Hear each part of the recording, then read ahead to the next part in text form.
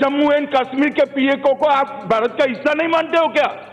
Aggressive ना हो, जान दे देंगे इसके लिए। क्या बात कर रहे हो आप?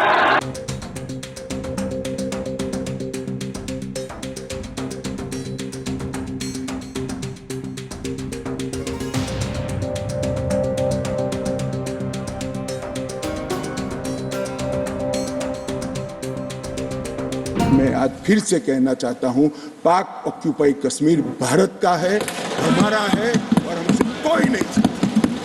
आपके माता पिता को जिन मुसीबतों से जिंदगी जीनी पड़ी, मेरे नौजवान, आपको कभी भी ऐसी मुसीबतों से जिंदगी जीनी नहीं पड़ेगी।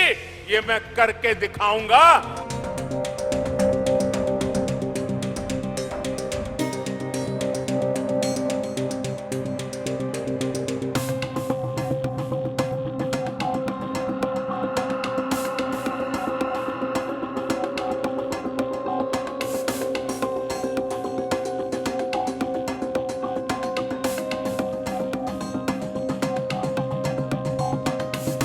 देखिए, पाकिस्तान ऑक्यूपाइड जम्मू कश्मीर जो है वो तो हमारे देश का उद्देश्य है वापस लेना, और उसमें हमारी पार्लियामेंट ने पहले ही उसके अंदर एक पास किया हुआ है पूरी मत से 100% से कि भाई जो पाकिस्तान ऑक्यूपाइड जम्मू कश्मीर है वो हमारे देश का एक क्या कहते हैं, बिल्कुल हमारा एक दृढ़ निश्चय है कि हमने वापस लेना है उसको।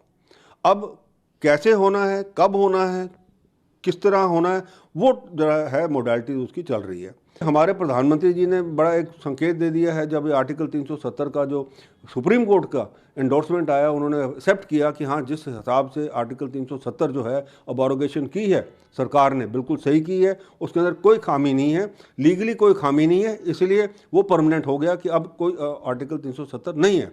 तो तब हमारे प्रधानमंत्री जी ने एक ट्वीट किया, और वो ट्वीट हिंदी में भी किया और उर्दू में भी किया।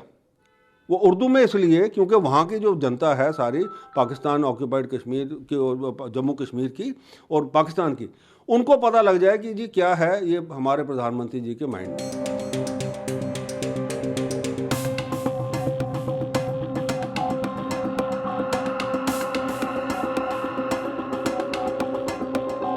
नई जो स्कीम बनी है उसमें जम्मू में पहले 37 सीटें थी, 37 सीटें थी।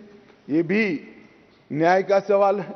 जम्मू में पहले 37 सीटें थी, अब 43 हुई है, 43 हुई है।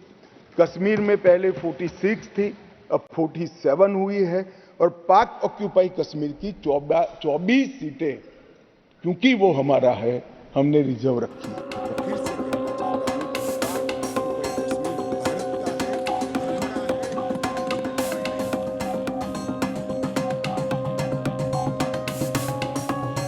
और पाक ऑक्यूपाई कश्मीर की 24 सीटों को आरक्षित रखा गया है, क्योंकि हम अभी भी मानते हैं, कोई जिसको जो बोलना है वो बोले। इस सदन में बोला हुआ शब्द इतिहास बनता है। मैं आज फिर से कहना चाहता हूं, पाक ऑक्यूपाई कश्मीर भारत का है, हमारा है और हमसे कोई नहीं छीन।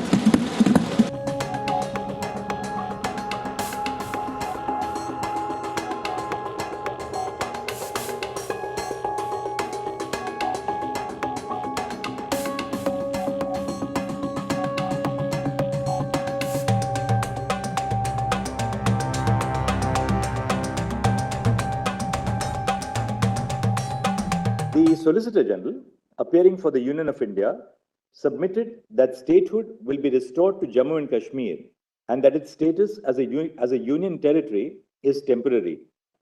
The Solicitor General submitted that the status of the Union Territory of Ladakh will not be affected by the restoration of statehood to Jammu and Kashmir. We direct that steps shall be taken by the Election Commission of India to conduct elections to the Legislative Assembly of Jammu and Kashmir, constituted under Section 14 of the Reorganization Act by 30 September 2024.